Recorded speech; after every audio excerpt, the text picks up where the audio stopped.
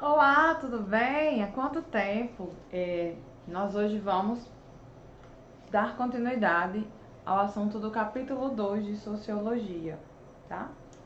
Primeiro ano.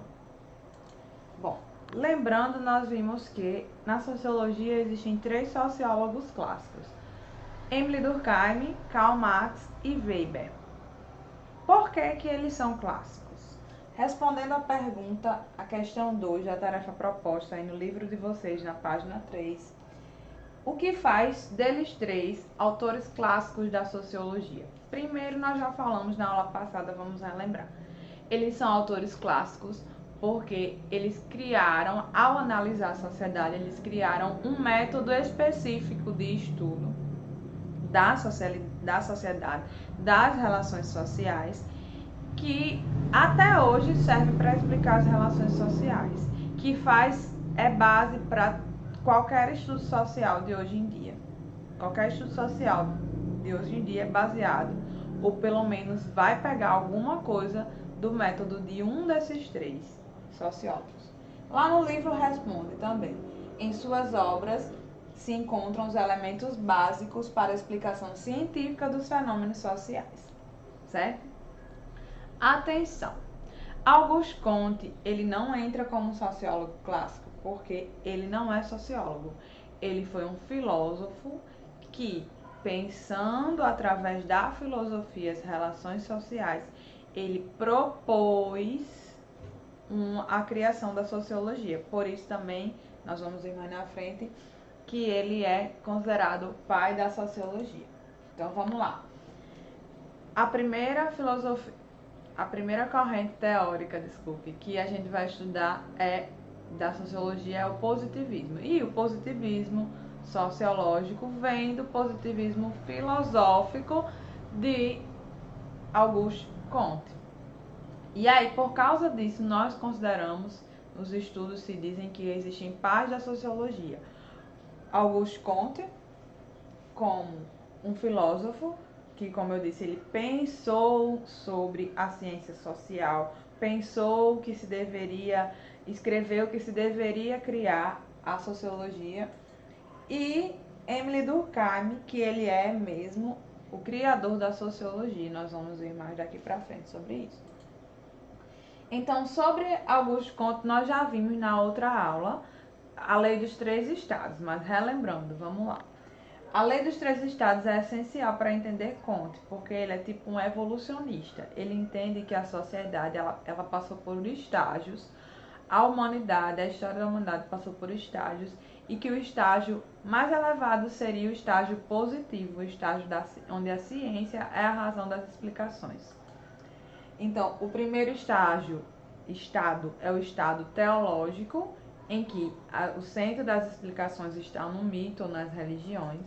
O segundo é o metafísico, que começa a se pensar pela razão, mas aí a gente para ver que aí a filosofia é o centro.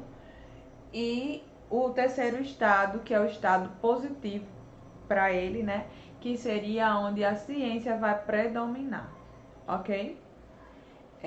Nesse sentido, é muito importante a gente lembrar que Comte ele tirou as suas ideias baseando-se nas ciências que vigoravam na época. Essas ciências, elas eram principalmente a matemática, a física, ciências exatas, certo?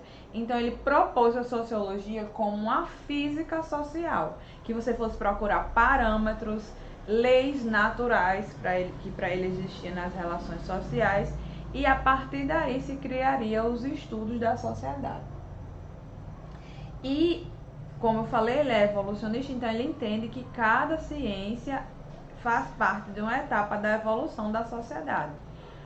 E aí ele vai dizendo que as ciências vão seguindo um grau de complexificação até chegar na sociologia, que seria a ciência mais positiva, porque seria a mais complexa, justamente porque é aquela que lida com as relações sociais.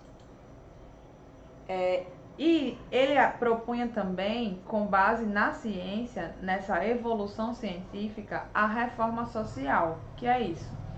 Algumas pessoas começaram a reclamar, e foi por isso que a sociologia surgiu, das desigualdades que surgiram após o surgimento da sociedade moderna. E ele dizia, não, olha, os trabalhadores estão em situação precária, as pessoas vivem na rua ou passam fome, mas a ciência vai resolver isso. Então ele acreditava que a ciência, o homem, através da ciência, o homem ia conseguir superar os seus egoísmos e a desigualdade começaria a deixar de existir a partir da evolução da ciência. E aí, sobre Durkheim, o que podemos dizer é que, como discípulo de Kant, ele colocou em prática a sociologia. Durkheim é o responsável por criar a sociologia como disciplina, primeiro nas universidades, depois no ensino médio. Mas foi ele que sistematizou todos os passos da sociologia enquanto disciplina.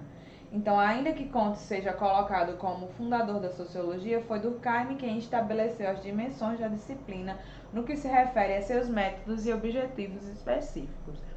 Então, Kant é considerado o pai da sociologia e Durkheim o pai da sociologia moderna.